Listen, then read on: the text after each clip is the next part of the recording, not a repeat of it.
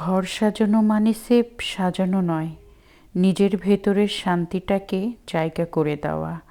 আমরা অনেকেই অনেক সময় ভাবি ঘর সাজানো মানে বড় কিছু করতে হবে, কিনতে হবে, নতুন ফার্নিচার, দামি ডেকোর, অনেক খরচ। আসলে সত্যিটা একদম উল্টো। একটা পরিষ্কার কোণা মিলিয়ে দেওয়া, একটা বেডশিট, পর্দা, দুটো সবুজ গাছ, এগুলোই আপনার ঘরের অনুভূতি বদলে দিতে পারে। পরিপাটি ঘর, নীরব শান্তি। মেয়েদের ছোট ছোট যত্নেই লুকিয়ে থাকে বড় সুখ। আসসালামু আলাইকুম সবাইকে। কেমন আছেন সবাই? কাছে বা দূরে যে যেখান থেকে আমার আজকের ভিডিওটা দেখছেন, আশা করছি সবাই ভালো আছেন, সুস্থ আছেন, নিরাপদে আছেন। আলহামদুলিল্লাহ আমরাও ভালো আছি। নতুন একটা ব্লগ ভিডিও দেখার জন্য সবাইকে ওয়েলকাম করছি। আজকে ব্লগটা শুরু করলাম সকাল থেকে। প্রথমে আমি তো আমার বেডরুমটা গুছিয়ে নিচ্ছি। আর এখন তো শীত পড়ে গিয়েছে। শীতের সময় চেষ্টা করি একটু দেরি করে উঠতে, কারণ ওরকম কাজ থাকে না, নেহা থাকে না, আপনাদের ভাইয়া বাসায় থাকে না, আমি একদম একা। ভাবি যে কাজ তো সারাদিনই করতে হয়, তো সকালে একটু লেট করে উঠি। তো আমি ঘুম থেকে উঠেই আমার বিছানাটা গুছিয়ে নিলাম। আর বাহিরে একটু আপনাদেরকে দেখাই, অলরেডি সূর্য উঠে গিয়েছে। এখন 10টা, 10:30 বেজে গিয়েছে। তো রোদও চলে এসেছে, কারণ আর তো শুয়ে থাকা যাবে না, সংসারের অনেক কাজ আছে, রান্নাবান্না আছে, তারপরে ঘর গোছানো আছে, যেটা প্রতিদিনই আমরা মেয়েরা সবাই কম বেশি করে থাকি। তো চলেন আপনাদের সাথে করে নিয়ে কিচেনে যাই। আর এই যে দেখেন, কিচেনটা কিন্তু রাত্রেই আমি খুব সুন্দর করে পরিষ্কার করে রাখি। আর কিচেনটা পরিষ্কার থাকলে এখানে কাজ করতেও অনেক ভালো লাগে। তো এখন আমি আমার নাস্তাটা রেডি করে নেব। নাস্তা খাওয়ার পরে সংসারের টুকটাক কাজ আছে, রান্নাবান্না আছে, আর আমার সংসারের জন্য কিছু জিনিস কিনেছি, সেগুলো আজকে ব্লগে আপনাদের সাথে শেয়ার করব। আশা করছি পুরোটা ভিডিও জুড়ে আপনারা আমার সাথে থাকবেন। আসলে আমরা মেয়েরা এই সংসার জায়গাটাতে ভীষণ দুর্বল। আমাদের যদি একবেলা না খাওয়িয়েও ঘরের জিনিস করে দেয় আমাদের হাজব্যান্ডরা, মানে বরেরা, তাহলে আমরা বেশি খুশি হই। সাংসারিক মেয়েদের কাছে সংসারের জিনিস কিনতেই বেশি ভালো লাগে। আমার কাছে তো আমার সংসারের জিনিস কিনতে খুবই ভালো লাগে। আমার মতো কোন কোন আপুরা আছেন যাদের কাছে সংসারের জিনিস কিনতে বেশি ভালো লাগে? আমি তো ছোটোখাটো জিনিস হলেও বাইরে গেলেই দেখলেই মনে হয় যে এটা আমার কাজে লাগবে, সেটা আমার কাজে না লাগলেও মনে হয় না না এটা আমার সংসারের কাজে লাগবে, এই বলেই আমি অনেক কিছুই কিনে ফেলি। তো কয়েকদিন আগেই, প্রায় 1 সপ্তাহ বেশি হয়ে গেছে, আমি অনলাইনে অর্ডার করেছিলাম। একটু আগেই আমাকে দিয়ে গেল বেল টিপে। আর বেলের আওয়াজ পেয়ে আমি ভাবছিলাম যে আমার হয়তোবা আমি যেগুলো অর্ডার করেছিলাম পার্সেলটা চলে এসেছে। তো এসে পড়েছে। চুলায় আমি রান্না বসিয়ে দিয়েছি, টুকটাক হালকা পাতলা রান্না করব দেখে সব কিছু রেডি করেও নিয়েছি। গ্যাসটা একটু বন্ধ করে ধুয়ে ভাবলাম যে জিনিসটার সাথে সাথে এখন খুলে দেখি কি অবস্থা। যেহেতু কাচের জিনিস, কাচের জিনিসগুলো তো ভেঙে যাওয়ার চান্স থাকে, তাই ভাবলাম আগে খুলে চেক করে নিই। এই যে দেখেন, এত কিছু কিনি তারপরও মন ভরে না, রাখার জায়গা নেই। তারপরও যাই দেখি তাই ভালো লাগে, তাই কিনতে ইচ্ছা করে। মেয়েদের কেনাকাটা করতে আসলে বেশি ভালো লাগে। একটা খুব সুন্দর টিস্যু বক্স কিনেছি, সেটা তো ওপেন করে আপনাদেরকে দেখিয়ে দিলাম। আর আমার অনেক পছন্দের একটা জিনিস, সেটা এখন ওপেন করে আপনাদেরকে দেখাবো।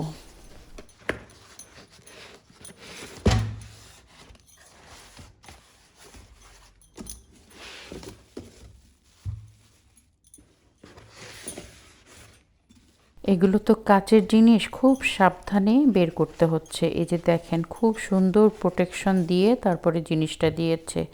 আর এই জিনিসটা অনেক দিন ধরেই আমি দেখছিলাম আর ভাবছিলাম কবে কিনবো কবে কিনবো। আর অর্ডার করে ফেললাম, চলেও এসেছে। আমার কাছে খুবই ভালো লাগছে। আর এই জিনিসটা হচ্ছে সিরামিকের জিনিস, আসলে খুবই সুন্দর জিনিসটা। তো মনে হচ্ছিল আরেকটা অর্ডার করলে হয়তো ভালো হতো।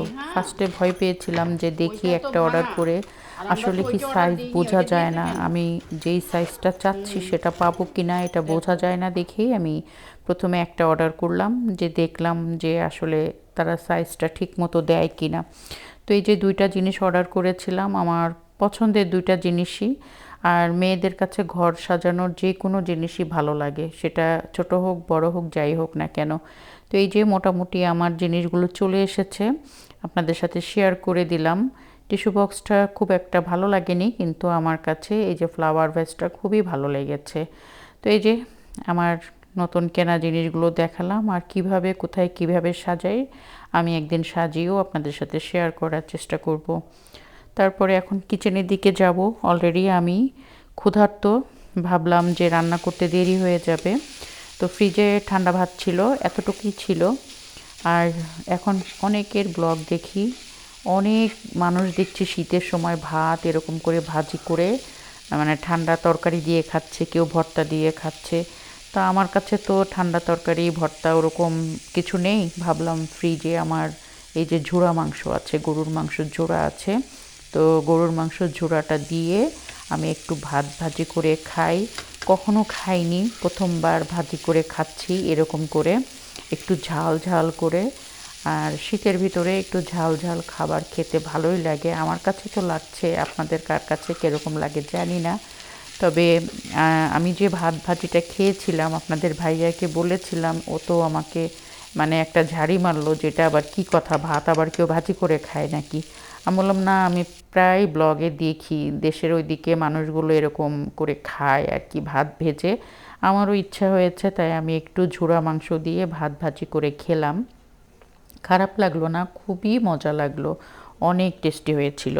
আর একটা বড় একটা কাঁচামরিচ নিয়ে নিয়েছি, এখন কামড়ে কামড়ে মজা। আমি এখন এই ভাতটা খাবো, খেয়ে তারপরে আমি রান্না বান্না করব। আসলে একলা ঘরে থাকলে না ওরকম ক্ষুধা লাগে না, আর খেতেও মন চায় না। আমার তো চিন্তা যে আমি একা ঘরে আছি, কি রান্না করব, একা একা কি খাবো, মানে ভালো লাগে না মেন কথা যেটা। তো এখন আমি খাওয়া দাওয়া শেষ করব, খেয়ে তারপরে আমি রান্না করব। আর আজকে খুবই মজার একটা তরকারি রান্না করছি, আপনাদের ভাইয়ারও খুব পছন্দ, আমারও পছন্দ। বাঙালি দোকান থেকে ইলিশ মাছ কিনে নিয়ে এসেছিলাম, আজকে পটল দিয়ে ইলিশ মাছ দিয়ে রান্না করব। আর নেহার জন্য তো চিকেন রান্না করতেই হয়, নেহা চিকেন ছাড়া মানে খেতেই চায় না, ডাল চিকেন এগুলো নেহার খুব পছন্দের খাবার। তো আমি এই যে খাওয়াটা খেয়ে শেষ করলাম, আর এই যে পটলগুলো আমি ভেজে নিচ্ছি। আমি কিভাবে রান্না করি, আলু আর পটল দিয়ে আজকে ইলিশ মাছ করব। ইলিশ মাছটা হালকা একটু ভেজে নিয়েছি, ইলিশ মাছের ডিম হয়েছে, সরিষা বাটা দিয়ে আজকে আমি তরকারিটা রান্না করে নিচ্ছি। আগেই বলেছি সকাল থেকে আমি এই পর্যন্ত টুকটুক করে একা বাসায় থাকি, যেহেতু সব কিছু রেডি করে নিই তারপরে রান্না করতে আসি। এখন এই যে রান্নাটা সব কিছু রেডি করা ছিল দেখি, খুব তাড়াতাড়ি আমার রান্নাটা করা হয়ে যাবে। আর রান্নাটা করা থাকলে না অনেক টেনশন ফ্রি থাকা যায়, মনে হয় অনেক বড় একটা কাজ মাথার থেকে চলে গিয়েছে। ভিডিওর এই পর্যায়ে এসে সেই পুরনো কথাটা নতুন করে মনে করিয়ে দিচ্ছি, যারা প্রথম আমার ভিডিওটা দেখছেন, ভিডিও কোনো অংশ যদি ভালো লাগে তাহলে আমার চ্যানেলটি সাবস্ক্রাইব করে পাশে থাকা বেল বাটনটা ক্লিক করে আমার সাথেই থেকে যেতে পারেন। আর আপনি যদি এই কাজটি অলরেডি করে থাকেন, আপনাকে অসংখ্য ধন্যবাদ। আর আজকে আমি একটু কড়াই চিকেন করব, সেই জন্য চিকেনগুলোকে আমি হালকা একটু ভেজে নিচ্ছি। আর কড়াই চিকেনটা অনেকে আছেন যে এমনি তেলের উপরে সব সহ একবারে দিয়ে দেন, আমি আবার একটু হালকা করে চিকেনটাকে ভেজে নিই। চিকেনটা হালকা করে ভেজে নিলে কড়াই চিকেনটা খেতে একটু অন্যরকম টেস্ট লাগে, আপনারা এভাবে রান্না করে দেখতে পারেন। তো এই যে চিকেনগুলো ভেজে নিচ্ছি। আর কড়াই চিকেন রান্না করলে তো অবশ্যই এর ভেতরে টমেটো দিতে হবে, মোটা মোটা করে কেটে আমি এখানে পেঁয়াজ দিয়ে দিয়েছি, এই যে সব কিছু দিয়ে দিচ্ছি।